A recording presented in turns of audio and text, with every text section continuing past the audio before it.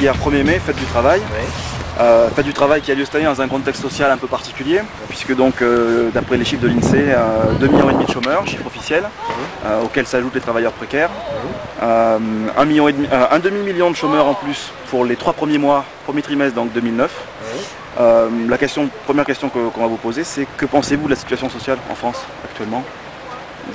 Écoutez, je pense qu'elle est bouleversée à travers tous les éléments, tous les événements qui se sont produits dernièrement. Là, je veux dire, tout ce qu'on a pu malheureusement découvrir au niveau de tout ce qui s'est produit au niveau des banques, des traders et tout ça. Je pense qu'on est aussi en train de subir les travers de la mondialisation, qui est en train de prendre de plein fouet. Ça risque d'être difficile pendant au moins 6 mois, voire 1 an. Je crois qu'on n'a pas passé le pire. Nous, je sais, dans certaines sociétés,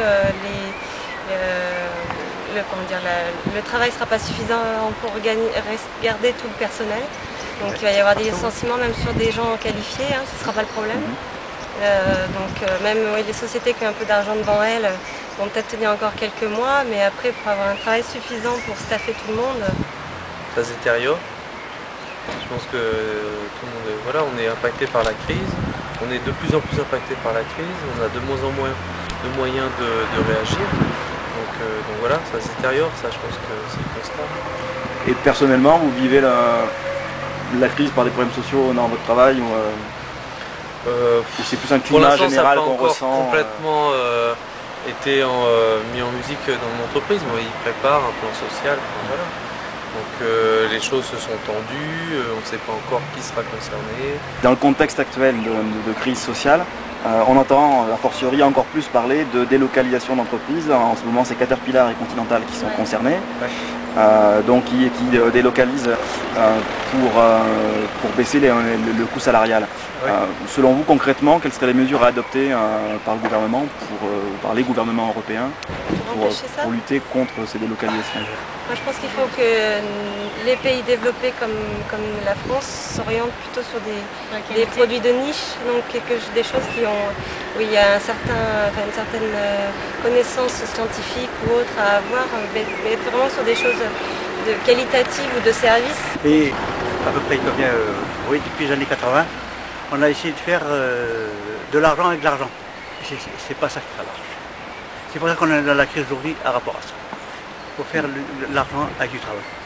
Il est clair qu'un chef d'entreprise, d'autant plus si les propriétaires de son entreprise et qu'il a la capacité de faire produire, je ne sais pas, une voiture à 2000 € dans un pays de l'Est et qu'avec le coût du travail dans les pays occidentaux, la voiture va coûter le triple, et forcément le gars il va se poser la question. Et dernière question. On a une deuxième forme de délocalisation en fait, qui n'est pas une délocalisation des murs de l'entreprise à proprement parler, mais une délocalisation en fait en local, qui est l'emploi de la même manière de travailleurs avec un coût salarial moindre, mais en France par l'utilisation, par des patrons plus ou moins crapuleux, par l'utilisation de main d'œuvre clandestine, donc pour ne pas payer l'ensemble des charges. Là vous avez utilisé le terme sociales. Justement, c'est crapuleux. C'est plus, on n'est plus dans le cadre justement du travail, du respect de l'humain en tant que tel. J'ai une petite anecdote justement, on est le 1er mai. Vous savez que j'ai appris que 85% du muguet était produit en région nantaise. Et actuellement, il y a un gros maraîcher de la région nantaise qui a embauché une centaine d'ouvriers clandestins, au détriment en fait, des petites familles qui arrondissent leur fin de mois avec ce travail-là. Plus on apportera du monde comme ça, plus ça va diminuer notre niveau. Notre niveau de vie, il va diminuer. Quelles seraient pour vous une des solutions à préconiser pour lutter contre l'emploi en fait, de travailleurs clandestins? Je pense qu'avec des lois, des contrôles, justement, ils n'ont qu'à faire des emplois pour aller contrôler les entreprises. Voilà. Exactement. Une des mesures pour lutter contre la hausse des prix des aliments, etc., ne serait pas de tendre vers une relocalisation de l'économie, en l'occurrence du secteur agricole. Justement, c'est ça. Bien d'accord. Oui, voilà. Plus raisonné. Voilà, oui, c'est ça. Oui, il y a une grosse mutation à faire là depuis... L'agriculteur le regarde depuis longtemps, mais on ne va pas nous écouter. Ça a tendance à revenir un petit peu quand même dans ce sens-là. Oui. L'agriculture raisonnée, Voilà. les usines Ah oui. chimicalisées. Et c'est ce qui manque.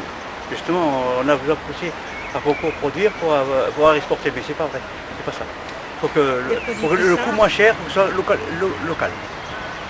Oui, pardon. Surtout avec le coût du pétrole pour transporter Voilà, toute la voilà. marchandise. Et oui, et puis La relation, les transports des microbes. vis-à-vis de l'atmosphère et tout, la façon dont on pollue, oui.